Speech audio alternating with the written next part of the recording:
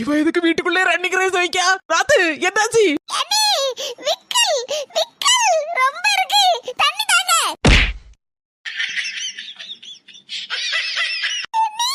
உங்களுக்கு இது நல்லா இருக்கா?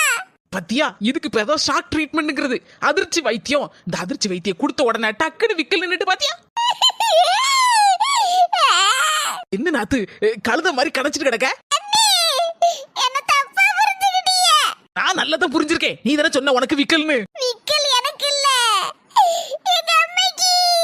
அங்க பாருங்க அண்ணி.